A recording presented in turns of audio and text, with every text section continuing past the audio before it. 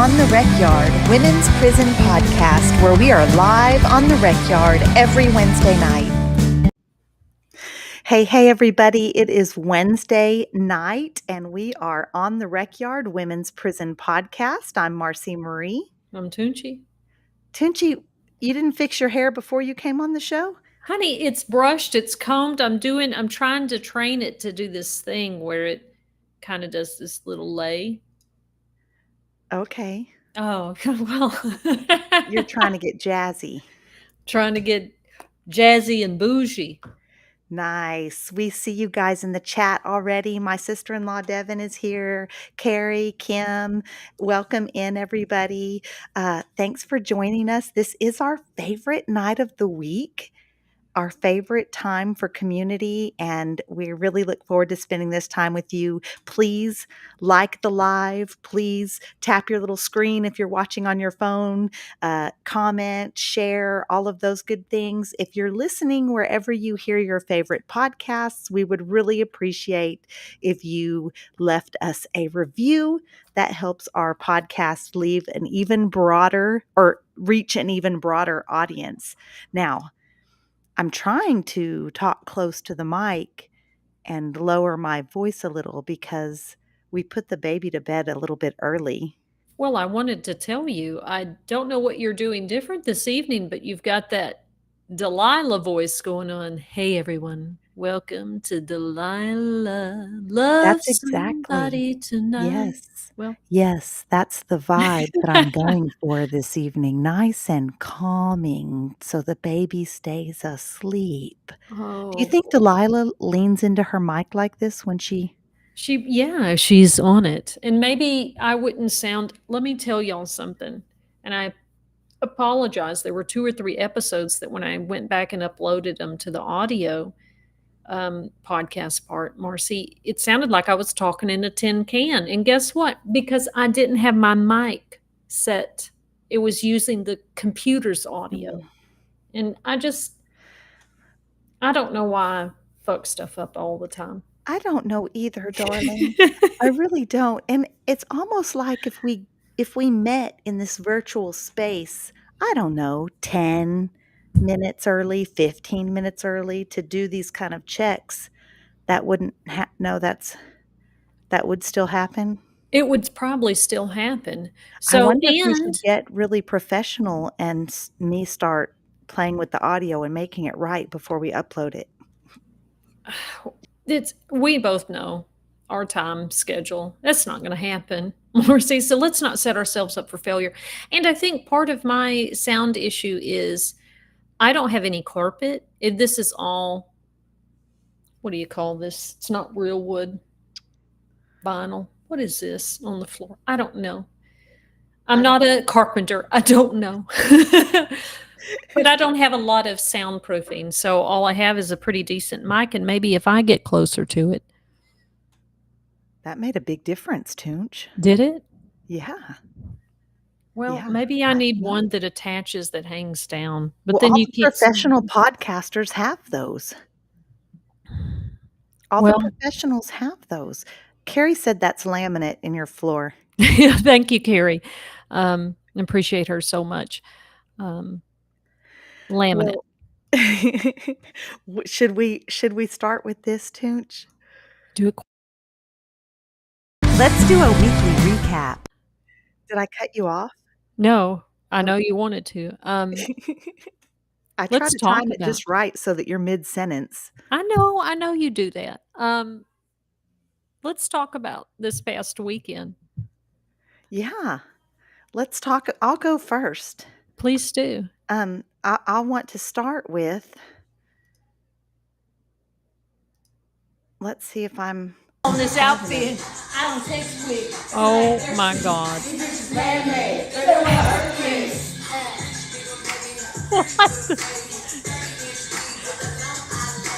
What's wrong with my hair?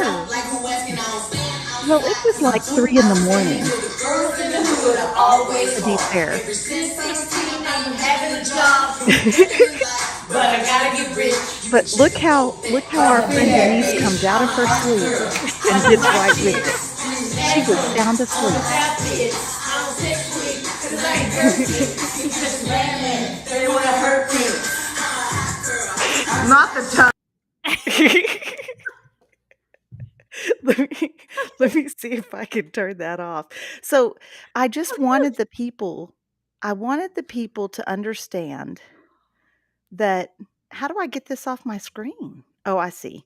I wanted the pe no.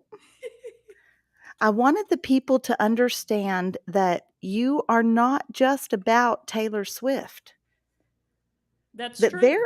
there is some Megan Thee Stallion in you. Baby, I love her so much, and I can't get to the concert because we're going to be at a conference, but I would do whatever Megan the Stallion ever wanted me to do. Now, if Chanel's watching, I do love Nikki. Don't get me wrong, I do love Nikki. But man, that H Town, Megan, she's cold blooded, baby. So you listen to me and Cherry. We're playing a lot of Megan the Stallion this weekend for you. Yes, and I had not really ever listened to her before. But I was getting into it, yeah. So you want to tell everybody what they were doing, and anybody that's watching the video, you'll see that the little table there is covered in cookies and drinks and candy and chips. And Marci ate a bowl of salsa like it was cereal, and so I made myself sick. you did for several days. Yes. For several days that we had a lot to work. I know that video, and for those of you that are listening and not watching, Toonch was really showing her dance moves to Megan Thee Stallion. But the what it was a working weekend. We had work to do. We are having a documentary made about our organization, Linus Justice Impacted Women's Alliance, and the filmmakers were there, and they were trying to interview us all, not all of us, just the members that were able to make it that evening. Were interviewing us in a group setting and then having some one-on-one interviews and then just trying to capture the night. We were able to eat together and play some games together, and hey, that Uno went hard. That Uno It did. flip, it went hard and it got rowdy. So It we did. had a lot of fun. It really did feel like, y'all, there are some moments in prison when the officer is chill. You know, they're not going to let you do a bunch of illegal stuff, but they're going to let you laugh and have fun.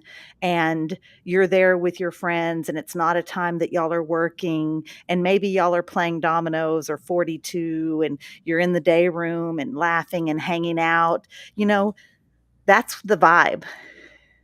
It felt like that time. It did, and I really enjoyed, us just all being together. And what did I say? So y'all, we did that in Austin, Georgetown area, and then we took off to Houston to go to an event around the launch of Texas Letters.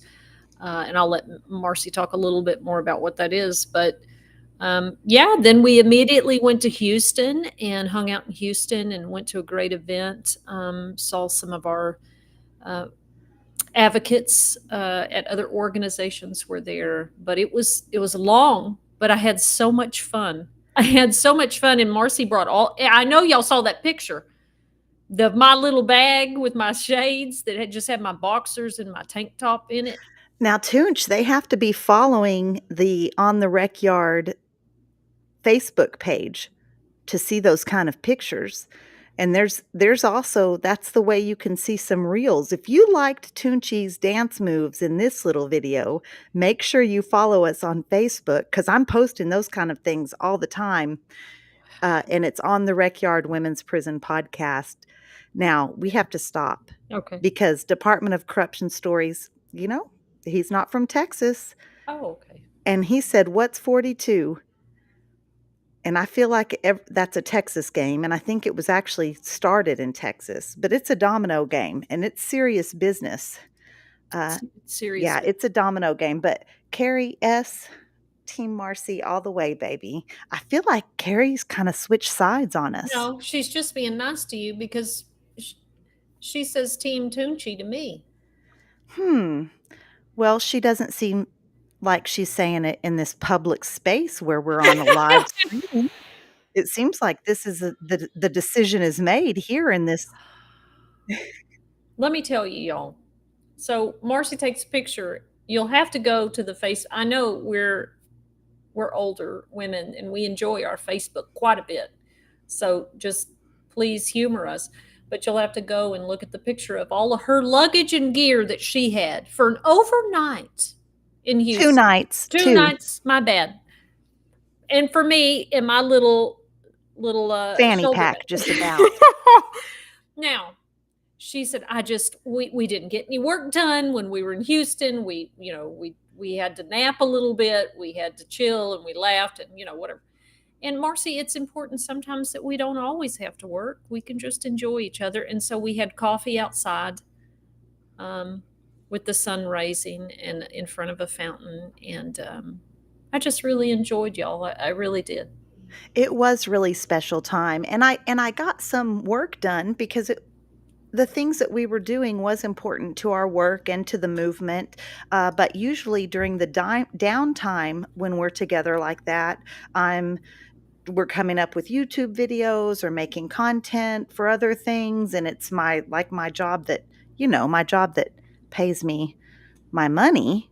It's an important job, Right. important part of my life, and so it did feel strange not to be doing that.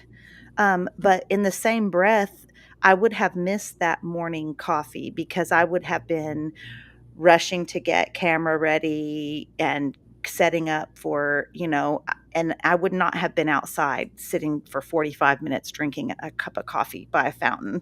And it was great. It was good. You're right. Uh, and thank you, Tammy, for that. And my Auntie Angela is on. And she said bonding time is very important. And it is. And it was special. It was. I was happy for it.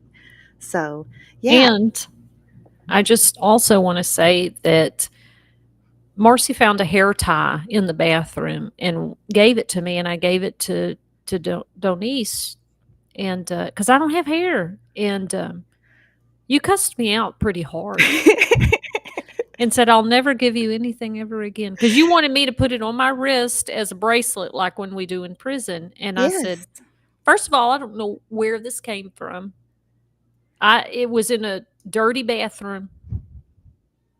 It was a new hair tie. They were giving them free in the restroom. There was 3 canisters, tampons, maxi pads, black hair ties. And first of all, I was stunned to see that. I had never seen a thing of hair ties in a bathroom like that. And I always take a picture. Anytime they're giving away free feminine hygiene products in the bathroom, that you could use one if you needed one, I always take a picture because they were so valuable.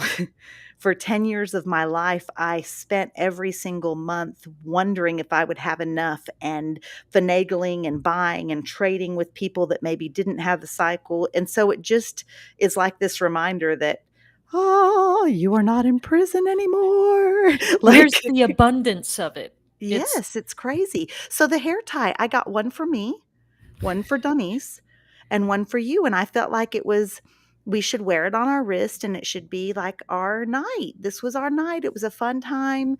And you just immediately didn't even think to put it on your wrist, just immediately handed it to Denise.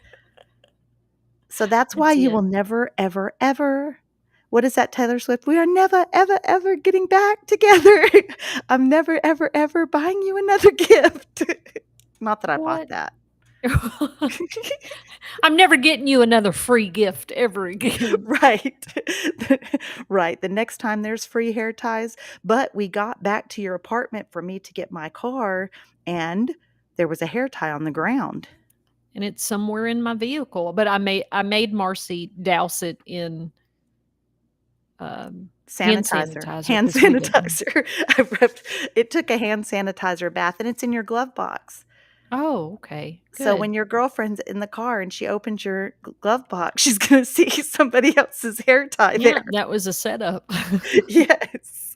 Yes, it was a setup. So I want to briefly talk. We have a good show tonight, guys. We are talking about the ways that the Texas prison system exacerbates. Is that the word? Yes. Exacerbates mental health Mhm. and and ignores it, doesn't treat it. What is their reaction when someone is in mental health crisis? So that's what we're talking to. But I want to quickly talk about Texas Letters, which is a compilation. Have It's you one of those nights, great name? Tooch, of letters from incarcerated Texans who have done months, years, and sometimes even decades in solitary confinement. And it is a brilliantly put together book. We were there for the volume 2 book launch. It was extraordinary. Our partners and friends and fellow advocates at the Texas Civil Rights Project were there, along with a lot of families that have incarcerated loved ones. And that's a book worthy of checking out. So you guys make sure and do that. Yes, please. It was such a great event, and we heard from lots of system impacted folks. Marcy spoke and just was really great. The Texas Civil Rights Project was there, and yeah, I just really enjoyed it. It was Marcy, and I think it'll flow right into our conversation tonight. As we were hearing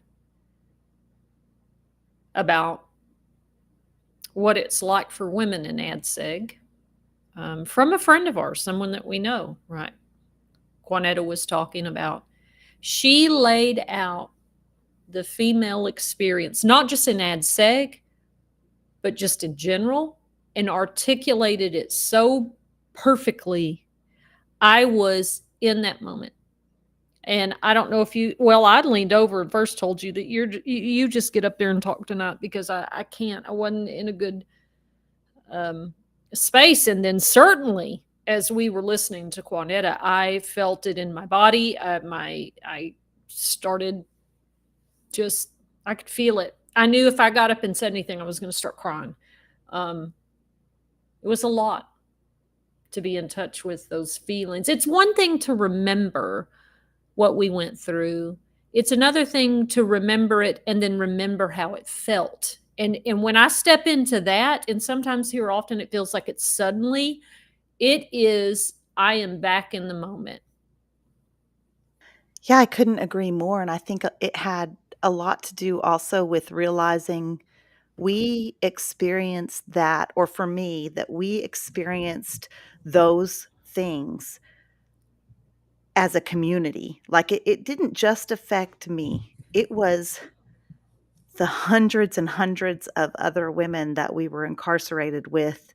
And when we hear another one of those ladies, for me, when I hear another one of those ladies speak on her experiences, it it makes it more real. When I'm talking about myself, I'm kind of able to compartmentalize and, that's this part of me, but when someone else is speaking on it and I'm feeling what she's feeling and I'm remembering those and yes, it takes you back. Um, yeah, and we are talking about mental health care. I'm putting this on without reading it, but John said it's sad how many people in there abuse the system claiming mental health issues just to get the drugs. There are so many that could use what is offered but get put off due to others. So what John's probably talking about is something that I've seen is someone that maybe doesn't have a severe or noticeably outward mental illness, and they're dropping a sick call when they don't feel the immediate need for medication, but they want it because it helps them sleep or helps them stay asleep, that kind of thing. But I will say, every single woman I was incarcerated with probably should have been either in therapy or had some kind of antidepressant. I don't know. Even if you go into prison and you have not experienced any kind of mental health issue, going through the trauma of incarceration causes you to have one. Well, and I do want to I do want to say to that point that John said is that perhaps they are just going to get drugs, right? Well, that's addiction and that's bad coping skills, right? So if women that we knew who just went and got themselves on psych medication, first of all, some would do that to get out of having to be a trustee because uh, those trustees are the true essence of slave labor. They never stop working.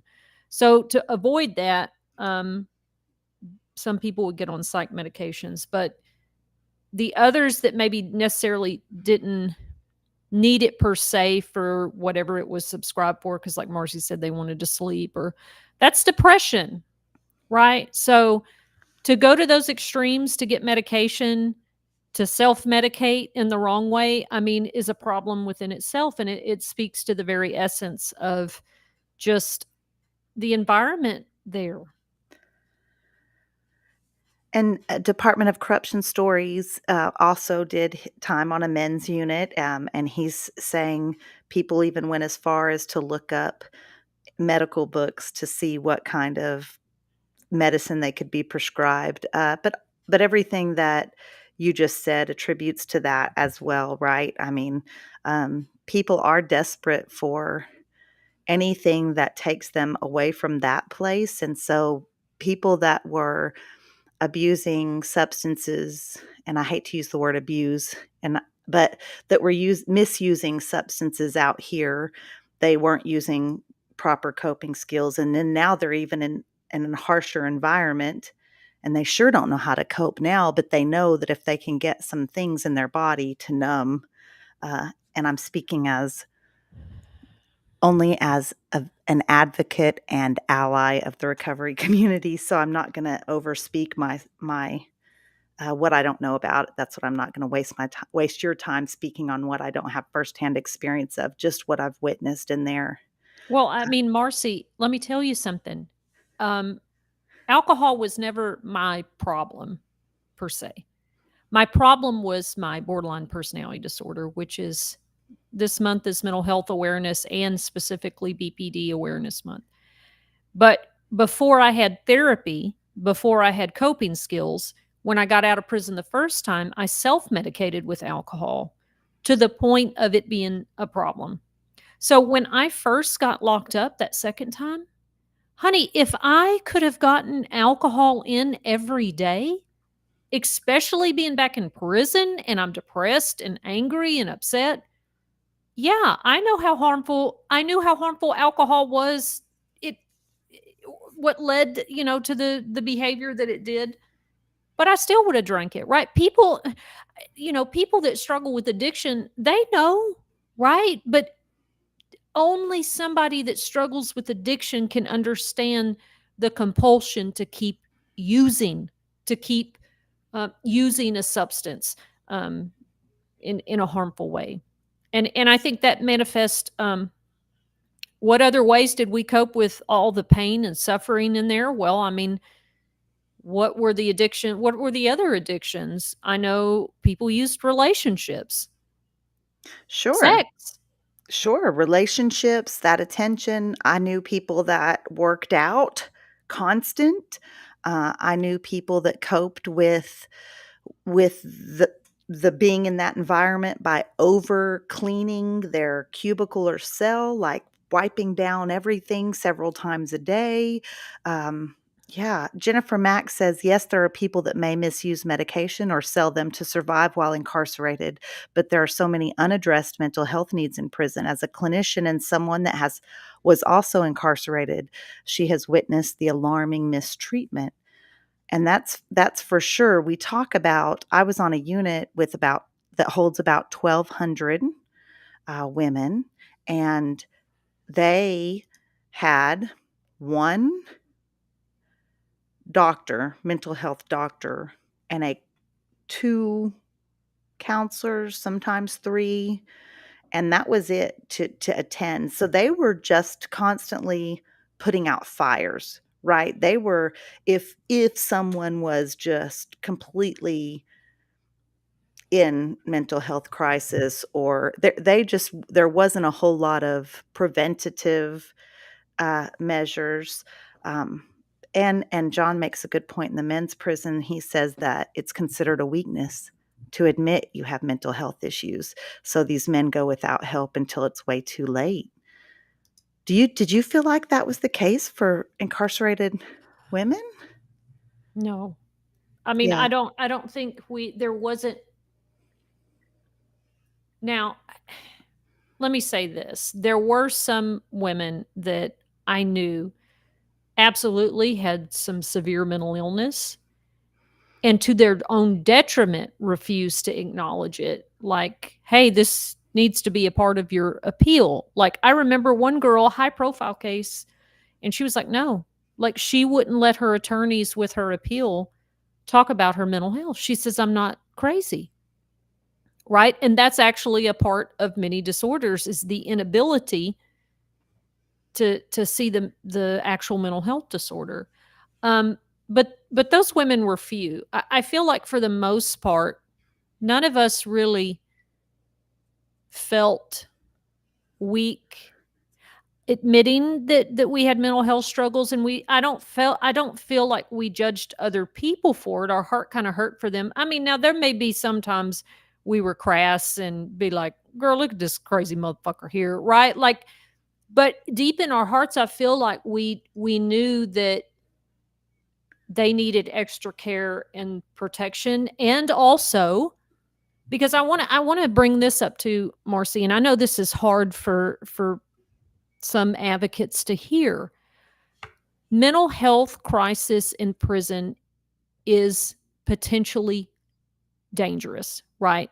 We don't want to criminalize mental health, and people that have mental health struggles are not dangerous inherently, right? But in that environment, people with severe mental health, we kept an eye on because the potential for them to suddenly go left unexpectedly was always present. Would you agree? I do agree. Um, I I still don't feel like it was handled correctly with the way that if someone is in that moment where they are in an immediate danger to themselves or others, yes, they need to be separated to protect themselves and others. And no, they don't need to be treated the way they are, what that separation means.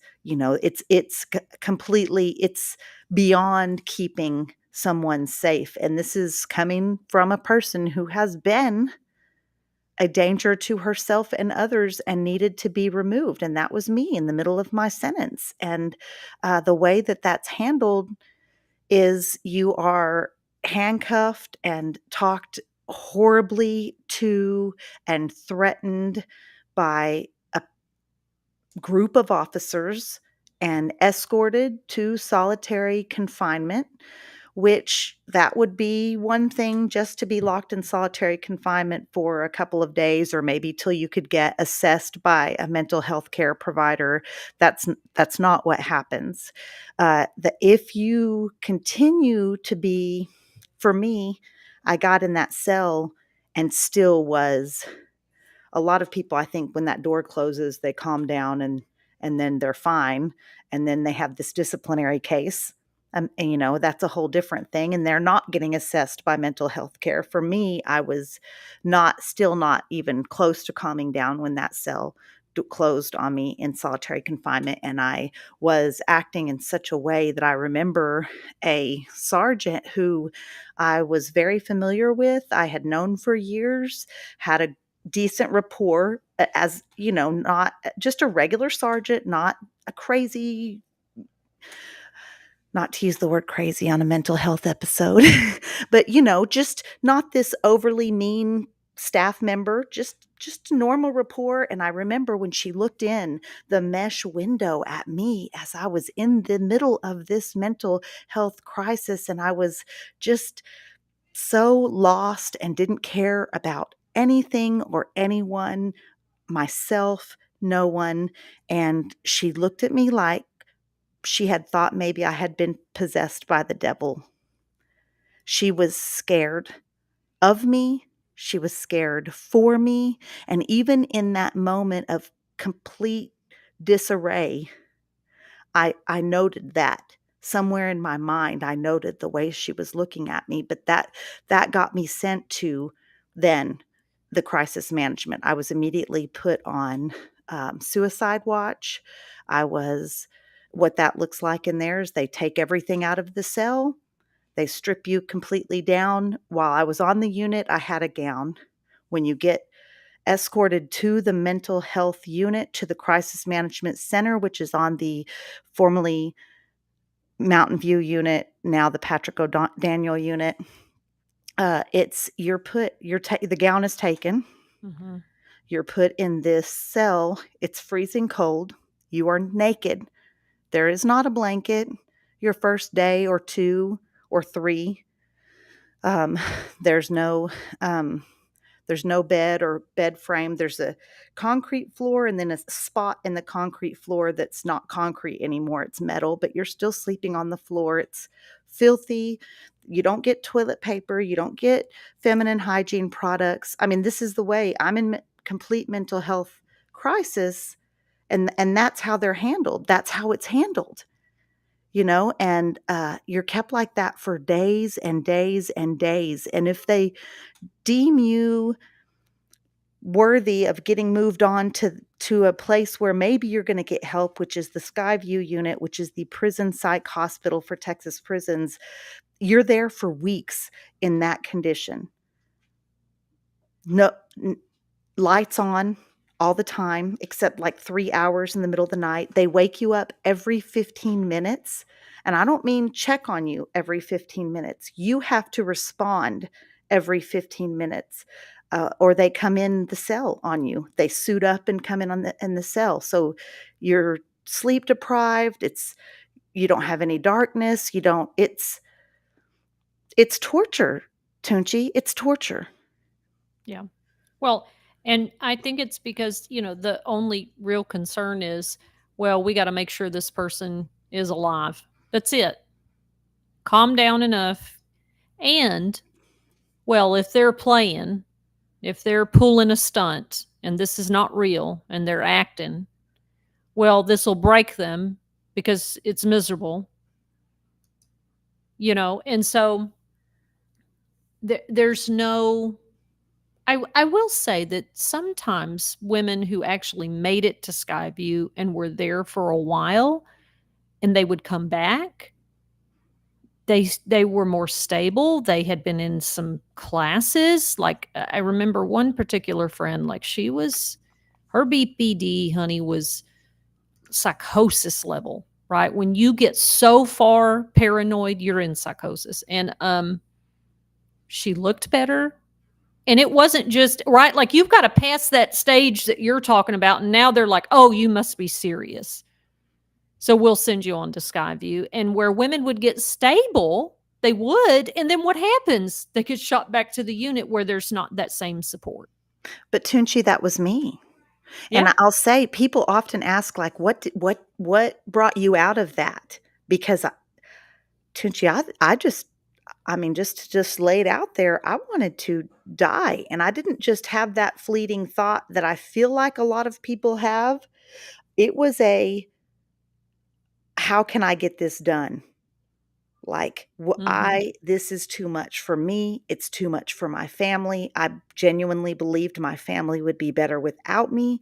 And that counselor that I had at Skyview, y'all, she gave me some gems that I took and I still hold and I still think about sometimes. And that was, I will say, but it took me going through all of that. And then let me tell you, the first time they sent me to Skyview, I get there and the correctional officer who transported me was saying, if you get there and tell them folks you want to die, they're going to put you in a 5-point harness. And they use a 5-point harness still there. And still today they do. And so when I got there, you go in a different cell, still Still same conditions, no clothes, like it's Mhm. the same thing, except now you have the staff there assessing you, and if they say you're staying, then you get admitted. If they might say you're gonna go back to the unit without getting admitted, and so when they're asking me if I have a plan, I'm saying, "No. Nope, I don't. Nope, I don't." So you know what they did? They gave me a prescription for, a light antidepressant, and Denise Scruggs is saying none of those drugs given for mental illness are going to do anything but possibly cause drowsiness, which is a winner in prison. They sure won't produce any high, and any possible positive effects take weeks for regular use. But I will say that making you sleepy, that is a big. So, anyways, they give me this, and they take me back to the unit, and they hand them to me in a KOP. So I just went right back to my cell and swallowed the whole card.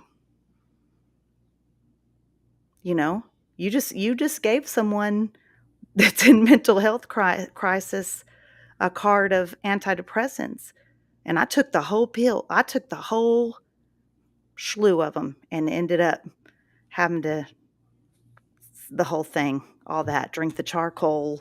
I didn't drink it. They shoved it down my throat. I mean, it was just the whole. Anyway, yeah. Well, And I so mean, oh, I'm sorry, but no, I yeah, wanted and to so make a point about yeah. what you just said, and it's Okay. something that we've talked about before is, whether it's come be honest and tell us if you have COVID symptoms. Come tell us if you're feeling like you have the flu. Come tell us if you feel suicidal. You can trust us. Be honest, and you're going to get the help you need. No, you're not. You're going to get punished, and something horrible is going to happen to you. You think your isolation is bad now, so people hide that, just like they hid COVID, just like they hid the flu and other stuff. You knew. I can't be honest with you and tell you, um because you're just going to make this worse for me. You're not going to treat me. You're not going to help me. And I learned that too, Marci, as a kid in the system. You don't tell them what you actually feel. You don't tell your parole officer. You don't tell these people what's really going on. Ask for help. Are you serious? Because this is the way you're going to get treated when you do. Go ahead. No, I think that's an excellent point, and it just goes right on into my, kind of my retelling of my experience was at Skyview. I was able to meet with the therapist that without police presence. We were in a group setting, and there was an officer, like, outside of the door. So it felt like a safer place, and she was allowed to come to our cell door and talk one-on-one without an officer standing right there. But when you went to see the psychiatrist, you were handcuffed and taken in and set in his office across the desk from him with an officer standing right next to you with his hand on your shoulder. And so you're handcuffed with this law right here. There's absolutely no way that you can tell your authentic feelings when you have such a mistrust because of what has happened already during your incarceration for prison staff in general. And then to have this officer that not only is he an officer, he's a male. For me, it was for a male. And then not only was he a male officer, he was a male officer that I had zero prior experience with. So I wasn't able to say, well, he's not one that's gonna, because sometimes they go back, y'all. Sometimes those officers go back and speak on what happened to you. And one on my unit did regarding my pills, regarding those pills. She, in the chow hall, months after, we're in the chow hall and she's working the chow hall and says it very loudly for my entire dorm to hear, and it was something very personal and private and something that I was still trying to get over. So it's really tricky. Yeah, I mean, it's something that I still tell the youth prisons about. Um, those officers, we called them dorm monitors, um, they sat in our therapy groups. And then guess what? Threw it in our face later on. That's why your daddy did A, B, C, and D to you, right? That's why your mama left you and abandoned you for some crack, like just straight up in our face. So we learned that you make up a story. You know, and then those were our therapy settings in the youth prisons. But yeah, you're right. Like when there's a guard present, the trust is now dropped down to almost zero. Um, but you know, I just the prison system says that they have programs. I know they've expanded a little bit in that regard, but I mean, Marci, I think all of us advocates just continue to hammer away at prison is not the setting for therapy. Okay, so whatever you're teaching me or training me or trying to counsel me on, honey, I'm in survival mode, and I may some of that may filter through in a moment, like you were able to keep some gems that kind of you clung to get through the next moment. um it's not In order for therapy to work, trust has to be established. A person has to feel safe. And there is nowhere in any of the prisons that I was in that I totally felt safe or trusting towards the other women and certainly towards the staff. No, I feel the same way. It was constantly survival mode. So how can you heal when your mental health, your emotional state, and your physical being is in constant survival mode? And they certainly did give us cards with medication to keep on our person. Frankly, if they didn't do that, they wouldn't have had the staff to run Pill Line. And that's what it all boils down to. There's a lot of policies and procedures that are in play because they're not adequately staffed or time because there's a lot of medication to be dished out, especially on the unit where I was with so many women, and it was a medical unit as well. Uh, so, Yeah. You know, I remember, and maybe I told this story before here, and if I have, I'm sorry. I'll be like Marcy's used to me saying stuff over and over. But I remember an older woman who had her appeal denied, and she had a life sentence, and her son came and told her, and she unalived herself right there in the dorm when I was living at Riverside. I was in another dorm. I just moved out, but we saw the ambulance come up. And later on the next day at rec, my friend came up to me and said, "Girl, I found her. I think her name was Pam. I found Miss Pam laying," because we had, those are cubicles. So she just was like, "Miss Pam, she'd just been sleeping for a long time since she came back from visitation." And no, she was dead. And so she was like, I think Miss Pam is dead." And everybody's like, "What?" She had taken those cards that Marcy's talking about, the KOP, keep on person, right?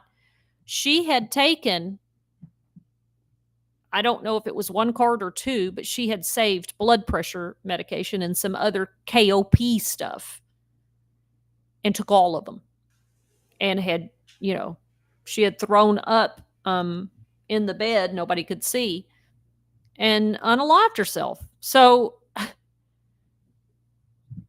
I mean, it happens even with KOPs. well, you brought up suicide, and that's definitely a reality in prisons. Period. Texas prisons for certain. I knew personally 11 people that took their own life while I was incarcerated. There were more that I had heard about, or, oh, the girl in J1 Alpha, whatever, but I didn't know personally. Not 9 of those were incarcerated folks, and 2 of those Mm, were prison staff members. Uh, yeah, all related to solitary confinement, actually. Even the staff worked in that building, which was interesting. yeah. I it when people unalive themselves, It usually is not talked about, reported. They're just not very forthcoming. You can imagine the prison system is not. It takes them forever. I mean, they won't even acknowledge heat deaths right now. And it's 130 degrees in the summer in Texas, and we've not had anybody die from the heat. And again, you want us to believe you, but we can't trust you. So, I mean, it's things like that. I want to highlight Miss Scruggs' other comment. If you did while I was talking, That's okay. and well, medications are given behind a glass and mouth are checked. Denise, they are. Do you know how many women pocket and cheek their medication? It's not that hard to do. Even women that don't have ill intentions, like, well, I'm on this psych meds. PM pill line is at 4 o'clock in the afternoon, or 2 o'clock in the afternoon. I think on Lane Murray, PM pill line starts like at 1 or something and goes until they finish. Well, some people don't want to take their night meds when they just had their morning meds a few hours before that.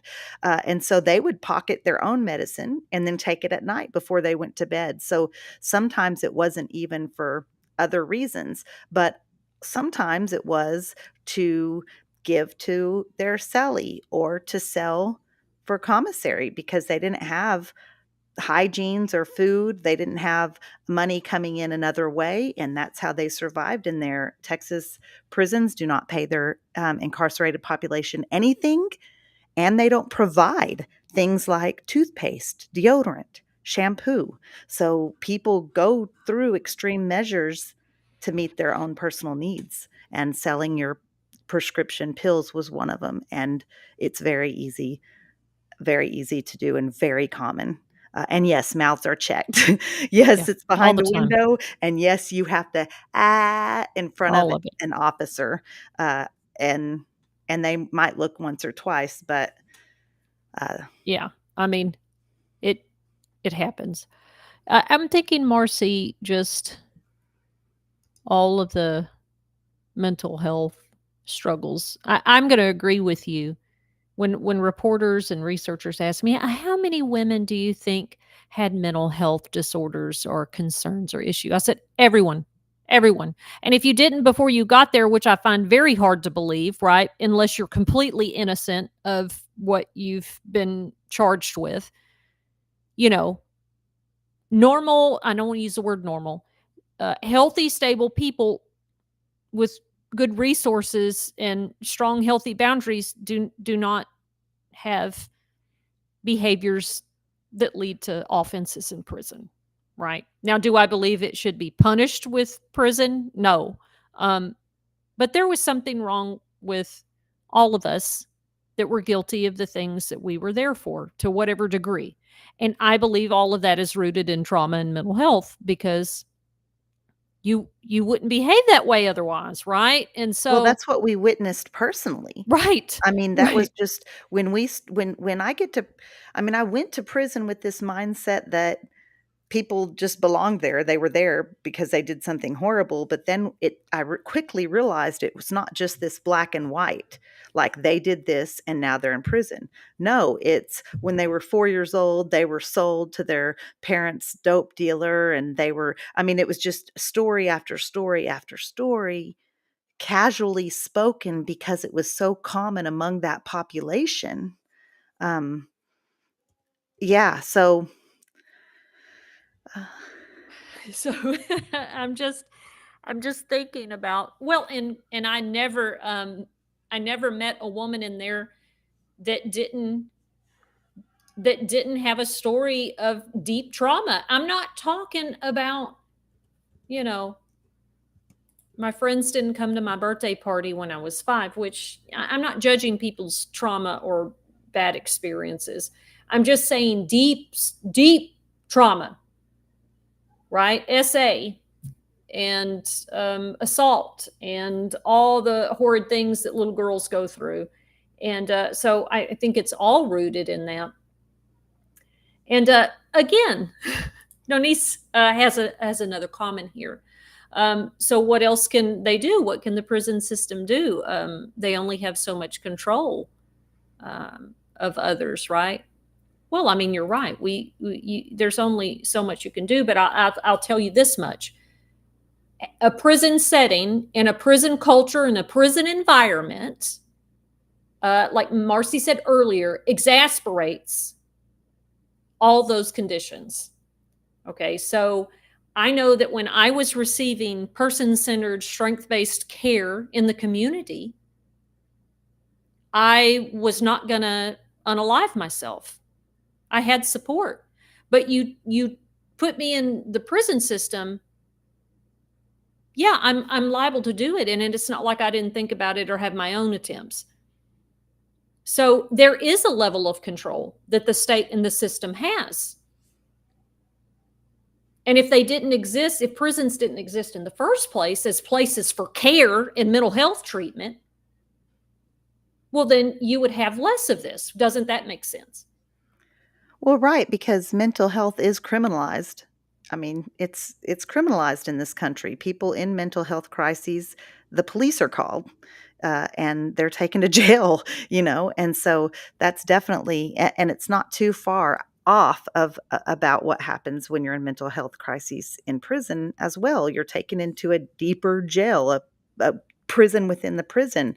I do want to touch on what happens when when an incarcerated person housed in a women's prison in Texas is in mental health crisis and calling out for help. How is that addressed?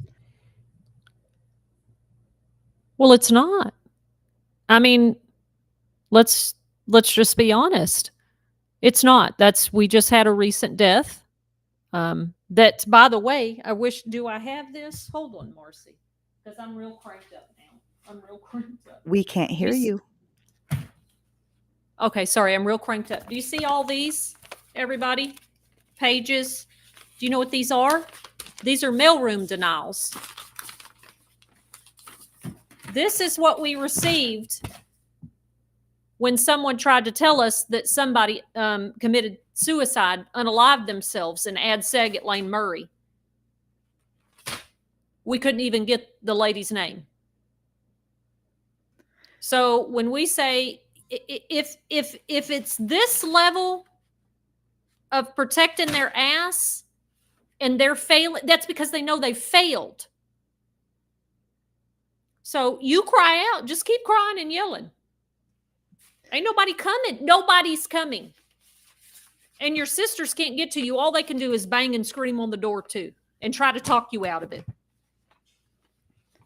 Well, and so what happens, right? So you have someone telling the staff, I need to talk to somebody. I need psych. That's the terminology that they use. Excuse me, sorry. I need psych. And those pleas fall on deaf ears. And in solitary confinement, there's this little mesh window. So the people that are housed across the dorm from you on the other side can peek in your cell through that window, out their window, and they see you, making a noose, and they see what you're doing, and they start banging on the door, telling the officer. And that's the story that we heard with this last young lady that took her life, and she was in her early 20s. And that's what we heard, is these ladies banging on the door. And if you guys you all can imagine a dorm with 42 women, 42 cells. And once a few of them start banging, and this is the words that they use, just to be very blunt: she's hanging. There's one hanging. You have one hanging. And they're yelling, and they get their cups. There's plastic mugs you buy on commissary, and bang it against that stainless or that metal door, and it's making this huge noise. And the officers, I don't know that they don't believe it. I don't know that it's that even that they don't care. I believe they are numb to it. It happens so often that it's not even an emergency for them. And then the other thing is, there used to be emergency buttons in those cells. Those emergency buttons have been broken forever and ever. We recently learned on that unit from the warden that wasn't even an option to get repaired. It would be a whole new system. I don't know. What I do know is if I don't know, they don't come to check to see if it's an emergency.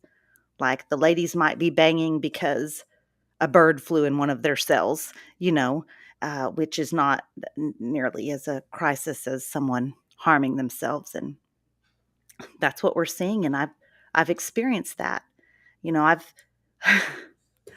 I've worked on the outside yard and been in my boss's buggy riding around picking up trash on the unit and looked up in the window and seen someone. They used the bars in their window, and my boss had to call on the radio for them to go, and the ladies were yelling out the window to us. They're like, "Their laws aren't coming."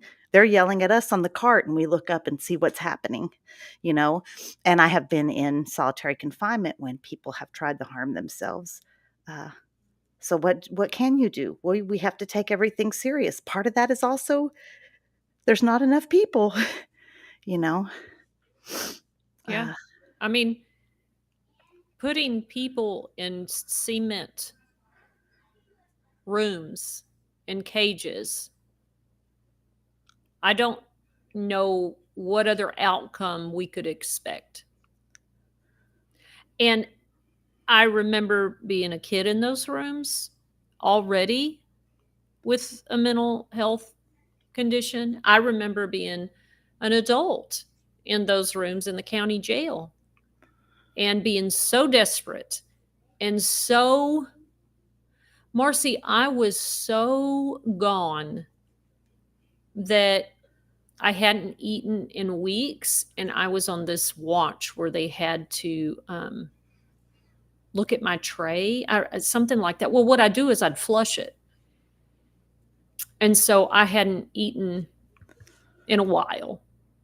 And I remember finally taking a shower. And my little legs, I looked down, they look like little deer legs, trembling and shaking. And I remember trying to dig a light bulb out of the cell. It was like an actual light bulb, but it was high up, and I couldn't. I almost got it. Praise God, I didn't. But the despair, absolute despair, and the no treatment, and the environment, and it breeds despair. The whole place is. Whoever's watching, that if you're spiritual, if you have spiritual beliefs, if you believe in energy, those places have a energy, a spiritual energy, whatever you want to call it. It holds it. It's a culture. It's a spiritual energy of despair. And it does, Marci, when that sergeant said he felt like you were possessed, in a way you were. It soaks into you. And if you already have mental health concerns, it's going to make it worse. And especially we see that in children, in youth prisons, is that in isolation, I remember wanting to get out of an isolation cell so badly. I felt like I was losing my mind, Marci. And I remember clawing at my face. I distinctly, and I was an adult, I felt like I was literally losing my mind. And how did we do this?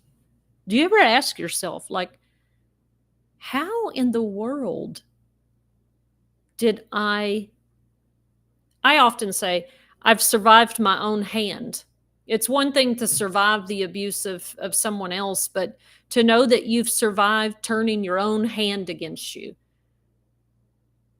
How did we do that? And I'm going to say, I mean, I do have a faith, a spiritual faith, but I think it was the women around me, the girls and the women around me, They were the only support that I had when my parents couldn't be there when I was a child. I was alone in a cement cell for weeks with no one but myself and maybe some of the other girls. It's the only way I survived. I know what works for me now. Like everybody sees somebody somewhat stable, right? But that's a lot of therapy, person-centered community therapy and help in my community of my friends out here that has helped and transformed my life. On the inside, it was y'all, and that was it. God and y'all. And I think it was our community inside that we survived together and overcame together. And I think that's what makes it so special about what we're doing with Lioness is that same kind of community. We're at our hour, folks. Sorry, I just went off and didn't realize That's how much okay. time was. I'm so used to it that it's not. Bring it back now. Bring We it have back. a question. I want to start next week's show with the answer to this question, Robin. Robin's asking, what are our thoughts regarding transgender persons being housed in a facility that's not aligned with their biological gender? That doesn't happen in Texas, but save your thoughts because Toonch is ready to go right now. But we'll start our show next week about that. Guys, it has been such a pleasure spending the evening with you. Thank you so much for all of your support that you give Toonchi and I here at On the Recyard. Please remember to like, comment, share, all of those good things. If you're listening, leave us a review on Spotify or Apple Music or wherever you're listening, and we will see you next Wednesday, same time, same place. And until then, sending big love, guys. Out with us on the Recyard Women's Prison Podcast with